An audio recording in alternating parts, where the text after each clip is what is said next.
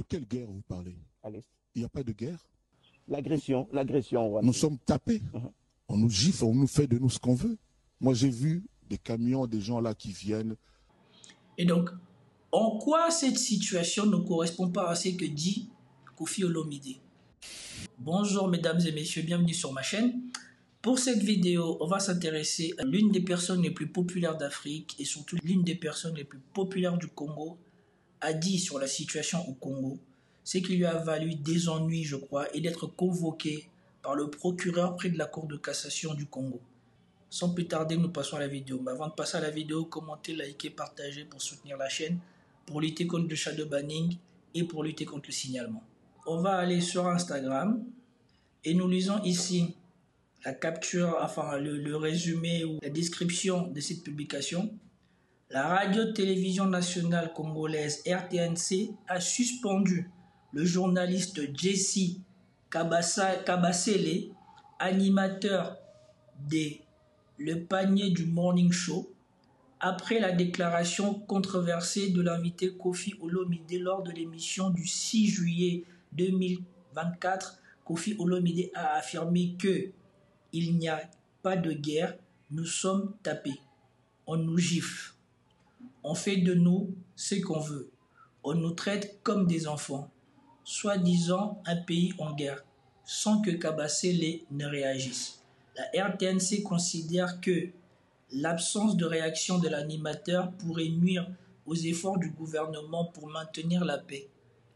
La suspension de Kabasele effective immédiate et celle de l'émission sont conformes aux articles 65 du statut des agents et 47 de la convention collective. Une enquête disciplinaire est en cours pour évaluer les responsabilités et la prudence nécessaire dans la gestion des propos diffusés par les médias. Moi, ce que j'aimerais surtout attirer l'attention dans cette communiqué de la RTNC, c'est la RTNC considère que l'absence de réaction de l'animateur pourrait nuire aux efforts du gouvernement pour maintenir la paix. Est-ce que vous voyez le français écrit? Nuire aux efforts du gouvernement pour maintenir la paix. Pour maintenir la paix où? Parce que je sache, ces déclarations de Koffi ne sont pas destinées à créer des troubles à l'ordre public. C'est là pour réveiller les consciences sur le fait que depuis maintenant 5 ans, je crois que M. Tshisekedi, ou 6 ans que M. Tshisekedi est au pouvoir, la situation à l'est du Congo ne s'arrange pas. Au contraire de ça, s'empire, comme je vous l'ai montré dans une précédente vidéo, que maintenant les Rwandais sont dans une partie du Sud Kivu équivalent à un tiers du Rwanda. Et surtout, le gouvernement doit maintenir la paix où? Est-ce que la population est en guerre? Le pays, lui, il est attaqué. Mais le pays, à l'intérieur du pays, il n'est pas en guerre. Et maintenant, c'est avec qui et où et quand on doit maintenir cette paix.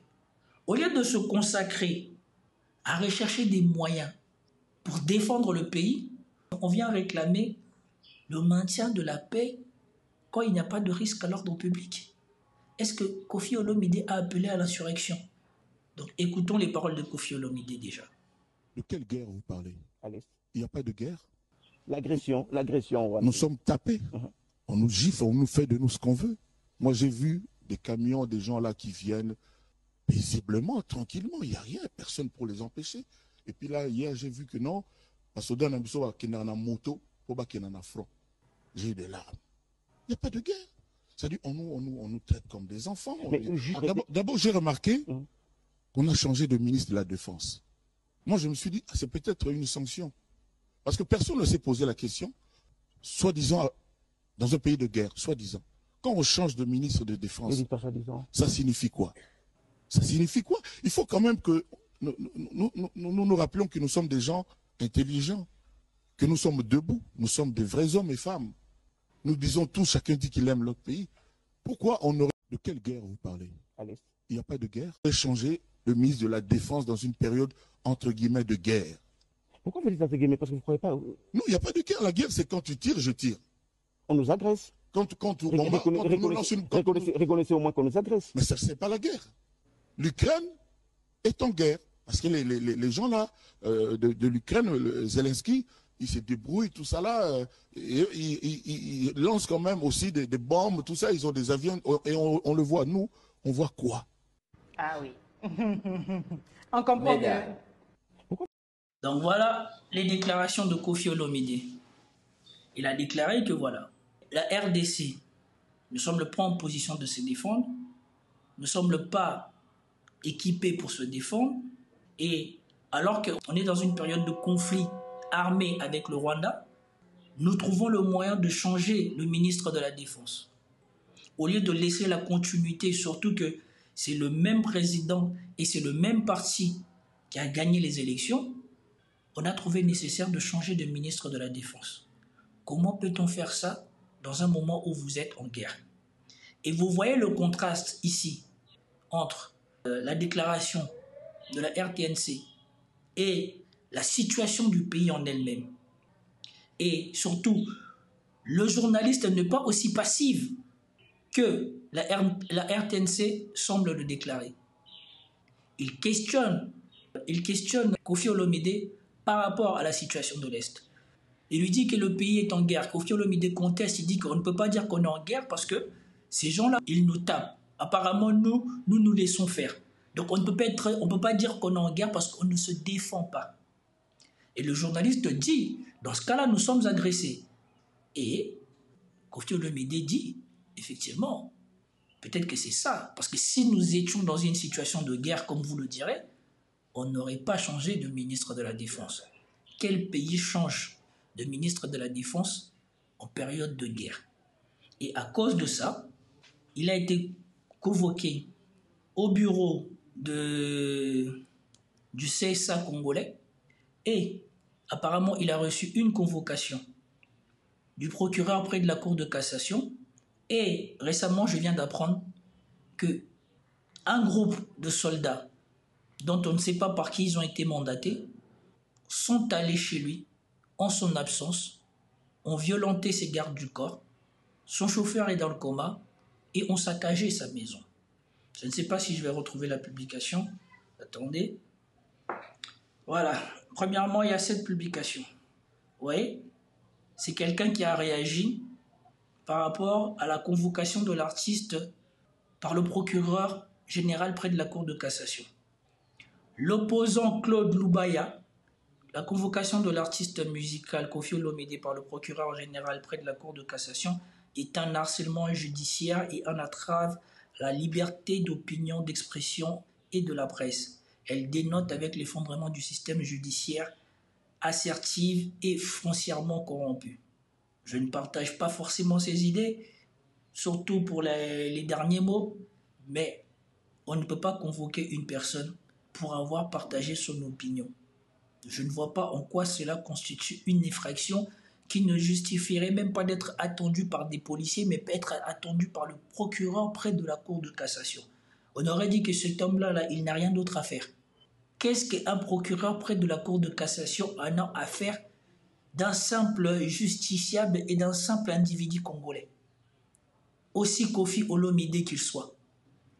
Et je ne sais pas si je pourrais retrouver la publication de ce matin où Kofi Olomide se plaint de ce qui est arrivé chez lui. Attendez, peut-être que ça sera aussi disponible ici même. Voilà, c'est là sur Twitter, écoutez. Non, ceci fera l'objet d'une autre vidéo. D'accord? Mais toujours sachez que mon problème avec les démocraties comme les nôtres, c'est que les gens se vantent qu'on est dans un pays avec un système démocratique, quand dans les faits, ils ne savent pas c'est quoi un système démocratique. Kofi Olomide, pour les paroles qu'il a tenues, rien ne justifie la tournure que les événements sont en train de prendre envers lui. Cela est injustifiable. Et si notre pays c'est cela, que ceux qui gouvernent notre pays nous le disent clairement. Enfin, si que notre incompétence ne concerne en rien ceux qui nous ont élus au suffrage universel. Vous nous avez élus et vous attendrez la fin de notre mandat pour nous sanctionner ou pas. Entre-temps, on est ici. Après les élections, c'est la fin des libertés individuelles. Depuis quand on peut aller en prison pour la liberté d'opinion? Et en quoi Kofi Olomide a menti dans ce qu'il a dit? Je peux vous le montrer ici encore. C'est où cette publication? C'est une région qui s'enfonce toujours plus dans la violence. L'enquête s'accélère ces derniers. Voilà. Je peux vous le montrer ici. Regardez la zone. Regardez bien l'évolution de la zone qu'occupait le Rwanda depuis les débuts de ce conflit. En novembre 2022, le Rwanda, apparemment celui qui a fait la carte s'est trompé. Quand le conflit a commencé en 2022, cette partie ici, la toute petite, était ce que le Rwanda occupait. Et maintenant, en 2024, regardez, la zone n'a pas doublé, la zone a triplé. Mais par rapport à 2023, la zone a doublé. Donc, au début, c'était tout petit espace. En 2023, c'est devenu l'espace intermédiaire. Et en 2024, c'est tout cet espace qui semble être en orange foncé. Et donc, en quoi cette situation ne correspond pas à ce que dit Kofi Olomide? Et maintenant, en quoi si Kofi Olomide dit la vérité pour peut-être éveiller les consciences, peut-être mobiliser un peu plus les Congolais, parce que c'est un citoyen congolais qui a une audience particulière, en quoi est-ce mal? En quoi cela justifie qu'il soit convoqué chez le procureur près de la Cour de cassation? En tout cas, moi, c'est ma déception pour le pays. Et c'est tout pour cette vidéo. J'espère que vous avez apprécié cette vidéo. Si vous avez apprécié, partagez, commentez, likez. Je vous dis à plus tard. Peace out.